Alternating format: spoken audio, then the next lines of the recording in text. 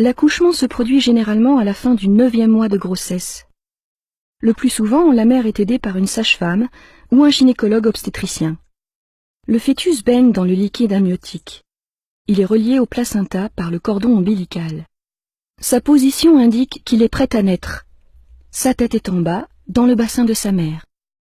L'accouchement commence par la période de travail. Elle se caractérise par des contractions involontaires du muscle de la paroi de l'utérus, le myomètre. Au début, les contractions se produisent toutes les 10 minutes environ. Elles sont assez courtes. Puis leur fréquence et leur durée augmentent progressivement.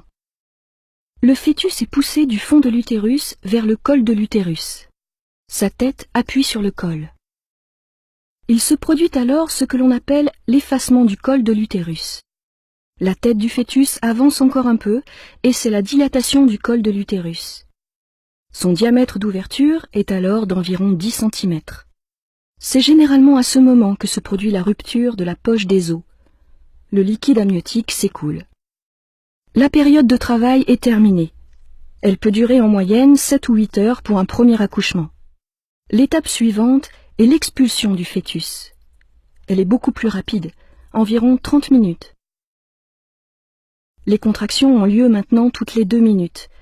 Elles ont une durée d'1 minute et sont très intenses.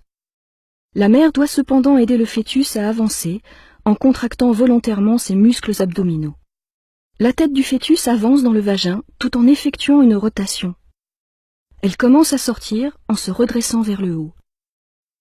Puis, la sage-femme ou le médecin saisit le bébé par la tête et la tourne afin de faciliter le passage de la première épaule, puis de la deuxième, et enfin de tout son corps. C'est la naissance. Le cordon ombilical est coupé. Sur le ventre du bébé, la cicatrice laissée par le cordon deviendra le nombril. L'accouchement n'est pas encore tout à fait terminé pour la mère. En effet, quelques minutes après l'expulsion, les contractions reprennent. C'est l'étape de la délivrance.